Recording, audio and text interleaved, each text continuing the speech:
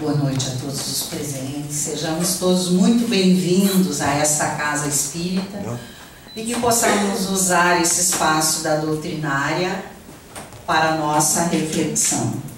Em agosto faz aniversário da primeira edição do livro O Céu e o Inferno. Ele foi editado em agosto de 1865. Quantos anos ele está fazendo? Os senhores que não faltaram a aula de matemática, porque eu faltei. 1865 para 2016, qual é a idade dessa obra? Ó, já está aparecendo ali. Ninguém me ajuda? 151? 151 ou 152? 151? É isso? E os senhores devem estar pensando, ela está falando sobre o céu e o inferno e eu estou vendo na tela o Livro dos Espíritos. Mas essa obra iluminada que deu origem à obra O Céu e Inferno. Existem algumas narrativas no tempo do advento do Espiritismo na França que o Livro dos Espíritos salvou algumas vidas. Certa feita, alguém estava em um processo de sofrimento muito grande, ia se jogar no rio, e quando estava na fase última de se jogar, tateia na ponte e sente um volume. E abre, vai na luz mais próxima, e é o Livro dos Espíritos. Então essa pessoa lê com sofrimento, na continuidade, né, da sua vida e desiste de suicidar-se. Então, nós trouxemos aqui num trabalho, né, feito no Conselho Espírita do Estado do Rio de Janeiro, essa era a frase que a pessoa escreveu, né, este livro salvou a minha vida, eu espero que salve a sua também. E certa feita, Allan Kardec, quando da codificação, estava preocupado, angustiado, né, com a profundidade da tarefa, e ele recebe esse livro. Alguém bate a porta e entrega para ele o Livro dos Espíritos, né, que ele havia organizado o formato, a codificação da doutrina. Então a gente vai localizar aqui, lá está o céu e o inferno. Aqui é um mapeamento do Livro dos Espíritos e das obras derivadas por ele. Pode ver aqui no núcleo central, parte primeira, etc. Mais a parte segunda, o Livro Espírita, deu origem ao Livro dos Médiuns. Depois, essa parte, mais a parte terceira, Leis Morais, deu origem ao Evangelho segundo o Espiritismo. E lá, a introdução e os prolegômenos deu origem à obra que é o Espiritismo. E a primeira parte, Causas Primárias, deu origem à Gênese. Gênese é vida, início, né? E foi uma das últimas obras da codificação a ser escrita, né? Tem um significado cronológico. E o nosso livro, parte quarta, mas mais alguma parte desse início ali, deu origem ao céu e o inferno. O nome não é muito sugestivo, a gente fica pensando, mas esse livro, ele derruba o mito, a questão de céu, a questão de inferno, limbo, purgatório. E Allan Kardec, através do ditado dos Espíritos, que foi rigorosamente analisado com método por ele, derruba todas essas questões e coloca a vida além da vida física como resultado das ações da nossa vivência nas inter-relações da sociedade humana. E a obra explica que nós sofremos quando nos distanciamos da lei divina.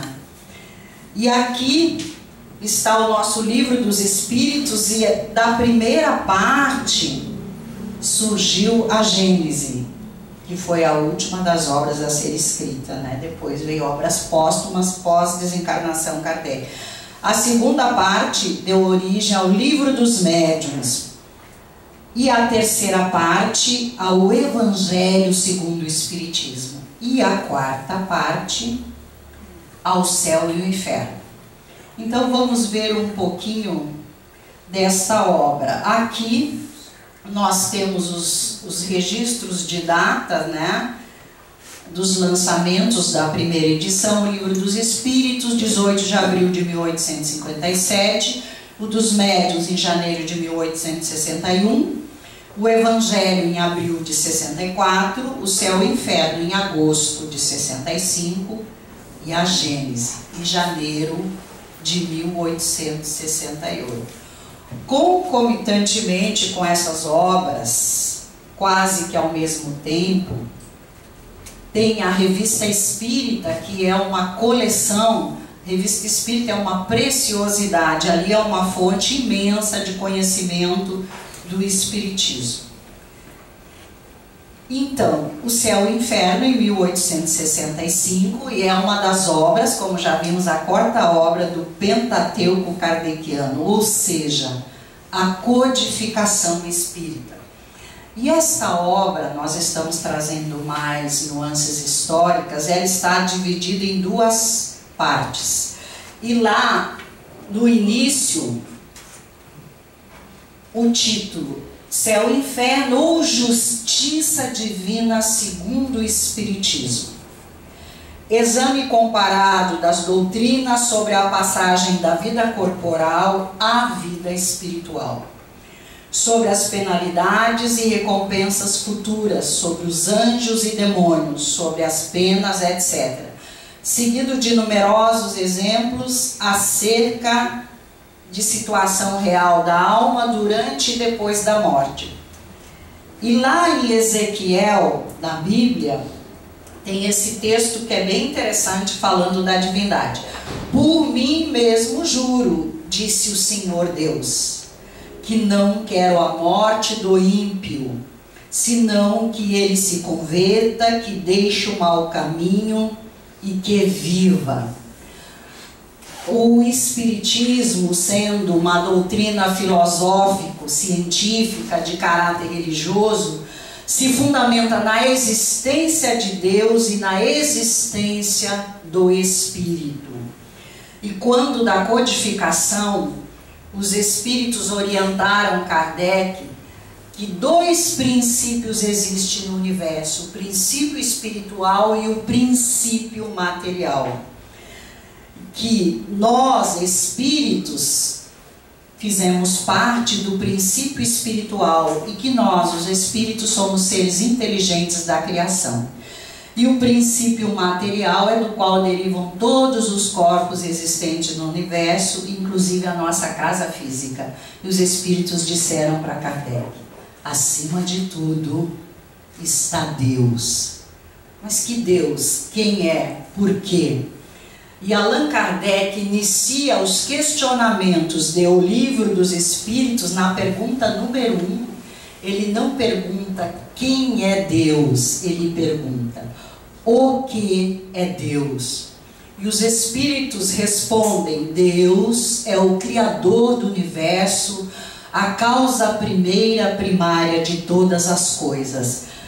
E nos adentrando no estudo do Livro dos Espíritos, vem um referencial, que o Deus é bom, é justo, humano, eterno, imutável, etc. e tal. Então, um inferno não combina com a bondade divina. Então, nessa obra, Allan Kardec elucida bem todas essas questões, com respeito às linhas de religiosidade da humanidade, mas ele traz, à luz da doutrina dos Espíritos, à luz do ditado dos Espíritos que ditaram a codificação, essas elucidações. Vamos imaginar uma história assim, bem simplória. Uma mãe que viveu plenamente e acertou totalmente aproximada da lei divina. E ela desencarna e deixa a sua criança lá com 6, 7 anos, é uma hipótese. Então, se houvesse um céu, essa mãe iria para o céu. Será que essa mulher, mãe, amorosa, vivendo a maternidade, ia ficar num estado de beatitude, usufruindo as benesses de um céu, enquanto seu filho continua na vida, no contexto, nas lutas diárias? Então nós vamos ver que o inferno, ele está em desacordo com a bondade de Deus. As penas impostas estão em desacordo com a bondade de Deus. E lá em O Evangelho segundo o Espiritismo, num capítulo, em outras obras da codificação também fala: se nós, pais limitados, imperfeitos ainda, nosso filho nos pede algo, nós vamos dar o melhor que nós podemos a ele. Imagina Deus, Criador do universo, nosso Pai Criador, soberanamente justo e bom. Será que iria nos impor as penas de um sofrimento eterno?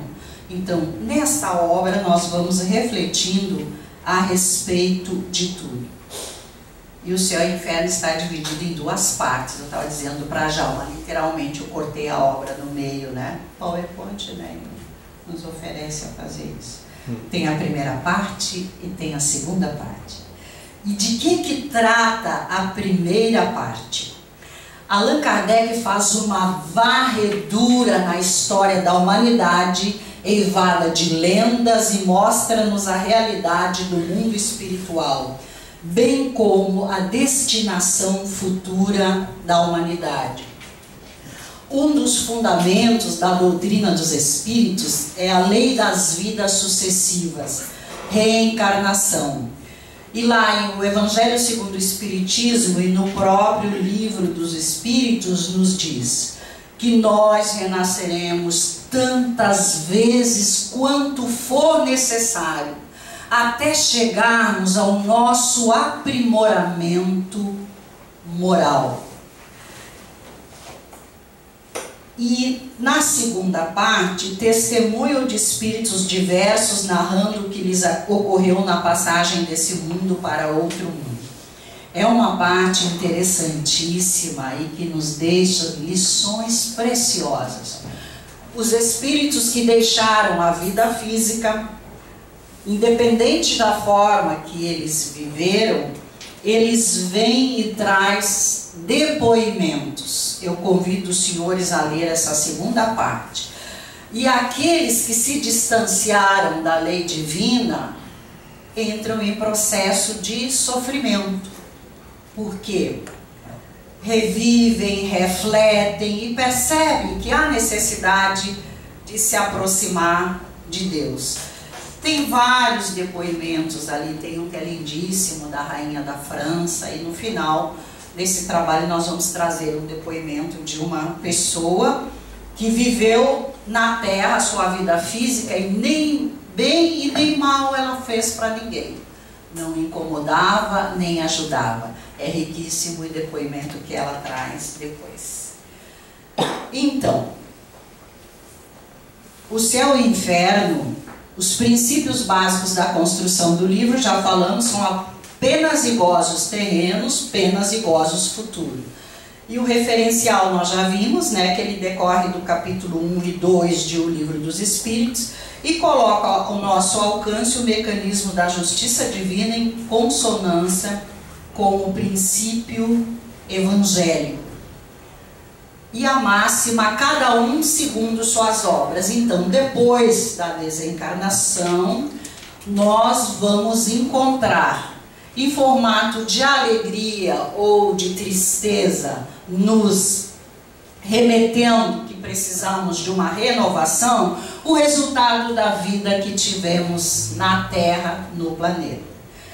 E nós vamos ver que quanto mais nós conhecemos, a nossa responsabilidade é bem intensa a respeito desse processo. E a doutrina nos ensina, e a própria literatura espírita, que já não poderemos dizer que desconhecíamos. Tem uma questão em O Livro dos Espíritos, onde Allan Kardec pergunta: onde está escrita a lei de Deus? E os Espíritos respondem: na consciência. Então, nós, independente da nossa etnia, branca, preta, amarela, nós da raça humana, espíritos encarnados, temos na nossa consciência espiritual o termômetro, vamos dizer assim, independente da nossa religiosidade. Muitas vezes nós, não sei se já aconteceu com os senhores, as pessoas comentam, e já vivenciei isso, muitas vezes a gente opta pelo caminho que não é correto, pelo caminho que não é legal. E tem uma vozinha lá dentro: olha, não vai, que não vai dar certo. Pensa bem, vai dar problema. Mas como nós estamos assim muito decididos para trilhar essa estrada, a gente não escuta. Ousamos dizer com grandes chances de ser realidade que esta vozinha é a voz da consciência, que está escrita em nosso coração, em nossa intimidade. Na humanidade nós temos centenas, milhares de filosofia religiosa, e há uma transversalidade entre elas: paz no mundo, amor uns aos outros, não violência. Então é essa origem divina que nos envolve. E essa obra também nos elucida, os senhores vão verificar na leitura, que ninguém, nenhum de nós colherá sementes plantadas por outrem. O Luiz lança à terra ótimas sementes, boas sementes. Eu não lanço boas sementes, e eu não vou colher as boas que ele lançou. Elas pertencem à ação de vida, de relação dele, e eu vou colher as que eu plantei. E nos diz a obra que com todos nós é assim. Alguns destaques de O Céu e o Inferno, vamos lá. Esclarece o ser humano sobre o seu destino. A proximidade com Deus, o conhecimento das leis divinas, muda radicalmente a nossa postura diante do contexto conviver. Principalmente a questão da imortalidade, porque nós, dentro desse estudo, temos conhecimento que nós não somos corpos, nós somos espíritos imortais, usando temporariamente um corpo físico. E quando cessa a vida física nesse corpo físico, nós, espíritos, nos desligamos através da cessação da vida e continuamos com os mesmos gostos, com os mesmos sentimentos, com o mesmo pensar, com o mesmo formato físico através de nosso corpo perispiritual. E Allan Kardec coloca que nós somos tríplices. Os espíritos da codificação informaram a Kardec que há no homem três coisas: o ser divino e imortal, que é o espírito, nós somos espíritos encarnados. E Allan Kardec usou o vocabulário espírito para designar a nós outros quando estivéssemos fora da matéria, e alma quando estivéssemos encarnados. Somos almas na vida física, somos espíritos no mundo espiritual, que tem o mesmo significado, certo? E No Evangelho segundo o Espiritismo, capítulo 14, tem um parágrafo.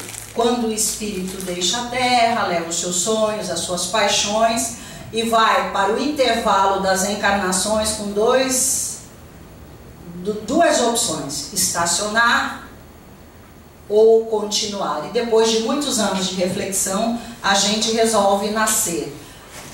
E a gente resolve nascer para que a gente vá se aproximando do amor, da bondade, da esperança. Mas essa semeadura ao longo das estradas do progresso, que o Luiz Cláudio fez bem boa e eu não fiz boa, a gente colhe desafetos, às vezes a gente planta omissões, às vezes a gente deixa de fazer o que é da nossa competência, e o Criador nos oferece uma dádiva através da lei das vidas sucessivas: voltar. E voltamos, e o lar é um reencontro de almas que já conviveram em outras existências, em sua maioria. Existem almas do lar que estão convivendo pela primeira vez, sim, mas a maioria de nós já convivemos. E trazemos junto ao coração os desacertos do passado. Então veja bem, nós erramos em vidas anteriores e não somos castigados com o inferno, onde a gente vai amargar as penas. Não, a gente volta como objeto da nossa desatenção, como objeto da nossa omissão, como objeto da nossa descaso na pessoa dos componentes da nossa família. E o grande desafio de viver entre as quatro paredes e um teto é destituir os laços de animosidade e começar a solidificar os laços de amor. E somos espíritos diferentes. Que bom que somos diferentes, porque é na diferença, na divergência que nós aprendemos a crescer. Mas nós nos completamos mutuamente, nós nos interdependemos. E a gente fica se perguntando: será que Deus precisa da gente? Sim ou não? Sei que a gente O precisa que é isso dele. assim? Eu sei que a gente precisa dele. A gente precisa. O Luiz Cláudio diz que a gente precisa. Será que a gente precisa das pessoas? É uma pergunta, né? Talvez todos nós tenhamos feito uma refeição da manhã com aquele pão bem quentinho que a gente compra na padaria da esquina. Um dia na existência desse planeta, alguém preparou a terra, alguém organizou as sementes do trigo, alguém cuidou do trigo para que ele crescesse e florescesse com saúde. Alguém colheu, transformou o trigo em farinha e alguém transformou o trigo em pão. Quantas pessoas? Meu coletezinho não tem grife, é liquidação. Várias mãos se envolveram na textura dessa roupa, do sapato que usamos, do shampoo que nós usamos, da casa em que moramos. Vamos adiante. Examina as diversas crenças sobre o céu e o inferno, os anjos e os demônios, as penas e as recompensas futuras. Então nessa obra tem um exame, né?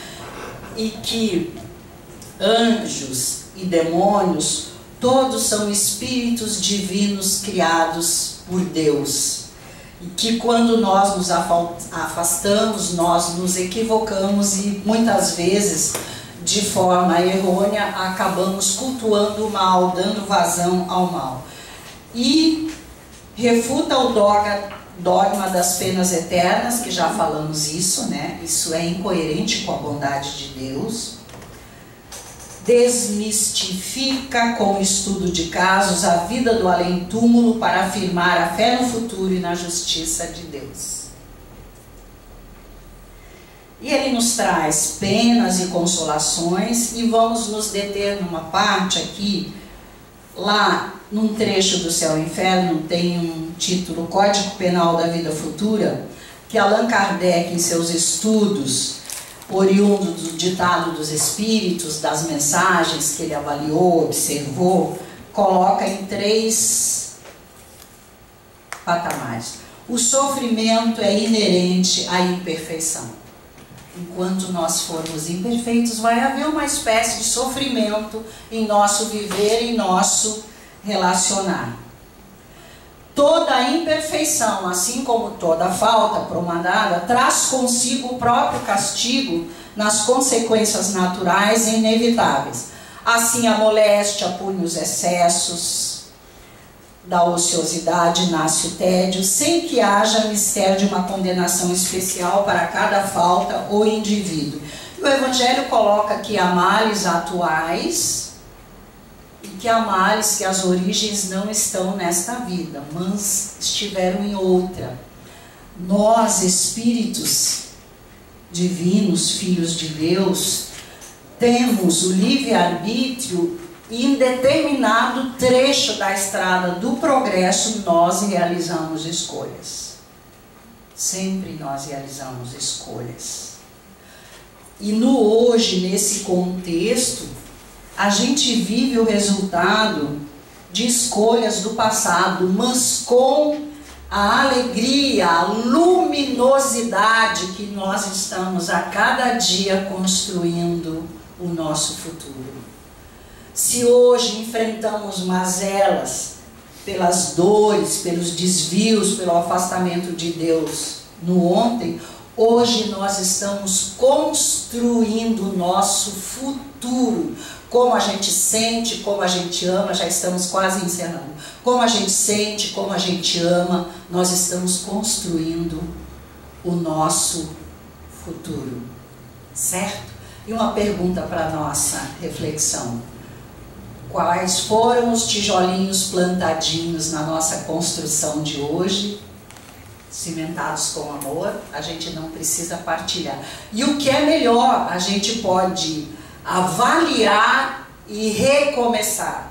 Santo Agostinho, conhece-te a ti mesmo. Ele falava que no final do dia, ele avaliava as suas ações e observava o que tinha feito de errado e procurava fazer melhor. E Kardec ainda coloca, podendo todo homem libertar-se das imperfeições por efeito da vontade, pode igualmente anular os males consecutivos e assegurar a futura felicidade. Então a vontade é uma ferramenta a nosso serviço, né? Vontade de crescer, vontade de mudar, vontade de amar. Nós influenciamos e somos influenciados por afins.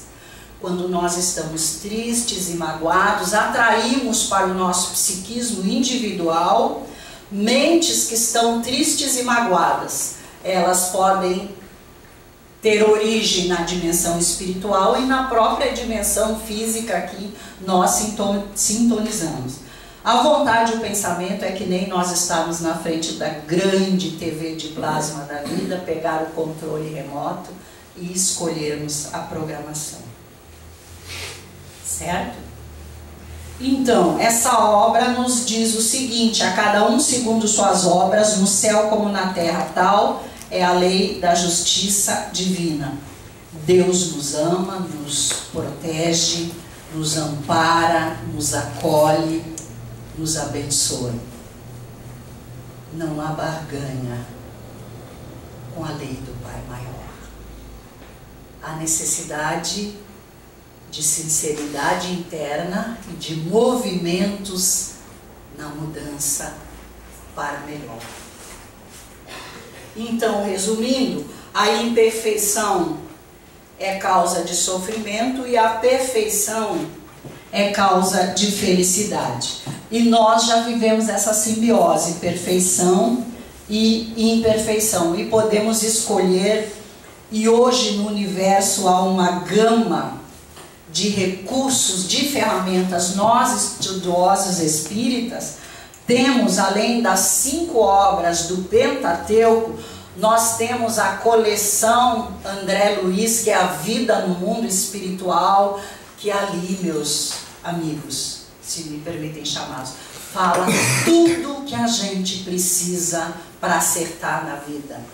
Coleção Fonte de Emmanuel, coleção Conselhos Amorosos. A gente está com dificuldade, com tristeza, abre e a obra derrama luz. E a gente fica perguntando, não, mas parece que foi para mim. Não, foi para nós mesmo, esse consolo, essa orientação.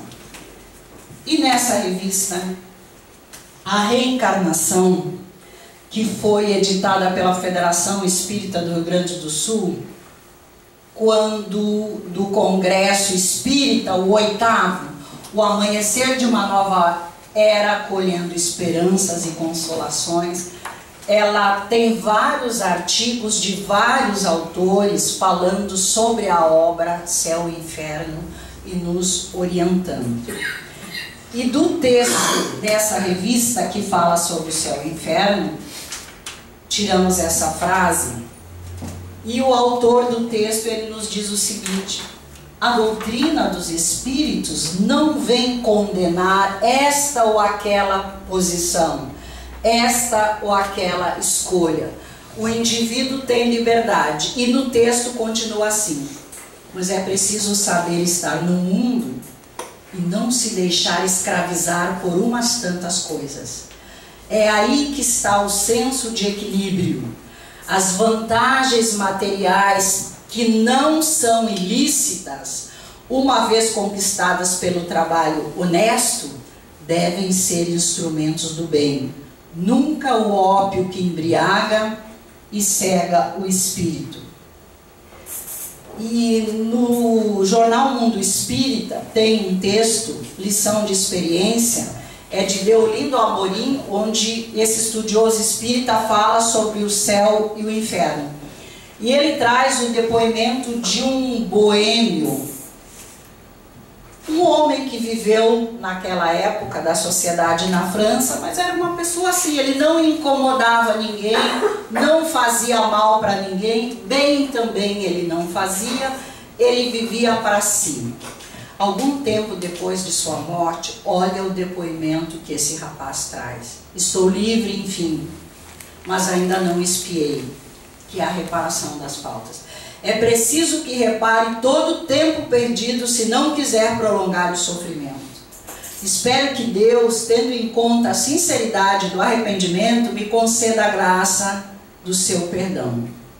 E depois ele fala para nós: homens, meus irmãos, eu vivi só para mim, e agora expio e sofro. Conceda-vos, Deus, a graça de evitardes os espinhos que ora me laceram. É um depoimento de Lisbeth através de uma passividade mediúnica em abril de 1862. Que Deus e Jesus nos abençoe e que possamos, de charrua na mão, arar a terra da nossa vida e lançarmos boas sementes. E já ir atenuando a dor do ontem que nós estamos vivendo. Chico Xavier nos dizia: a gente não pode voltar atrás e fazer um novo começo, mas nós temos as condições, como filhos de Deus, de reescrever um melhor fim. Muita paz em nossos corações e que Jesus nos fortaleça para a boa semeadura.